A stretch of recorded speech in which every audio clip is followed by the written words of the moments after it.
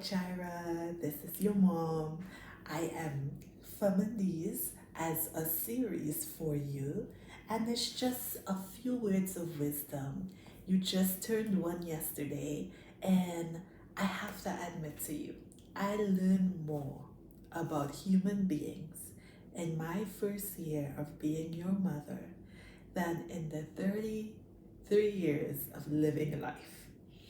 And I'm really, really so grateful. You are such a precious gift. I love you so much. And I'm so grateful that I get to be your mother. You know, one of the biggest lessons I have learned in this first year is that human beings, we already know what we need. And I'll give you an example. When you were a baby, you would cry, cry, cry, and then you would fall asleep. But as you grew up, becoming aware of all that's around, it's like your eyes couldn't get enough.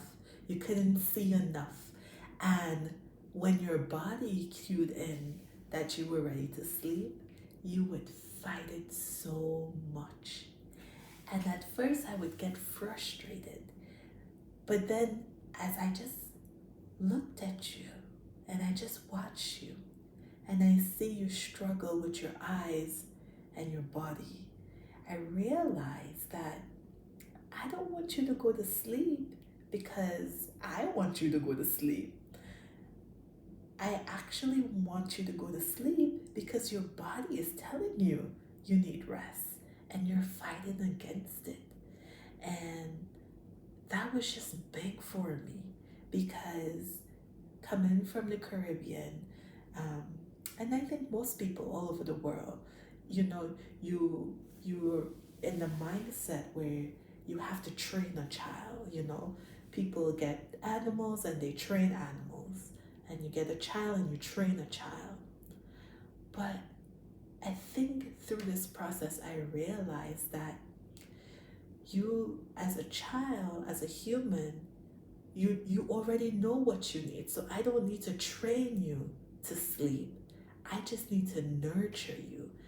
And the difference is when I am encouraging you and setting down boundaries for you, it's not for what I want you to do, but it's more so for what your body already is telling you.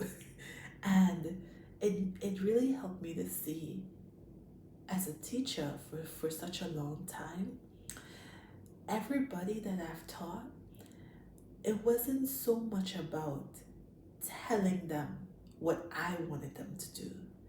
They already know what they needed to do. The conflict came when what they needed to do and what they wanted to do was different. And so as a teacher, I realized that I was more effective in helping them to realize what they need to do versus what they want to do.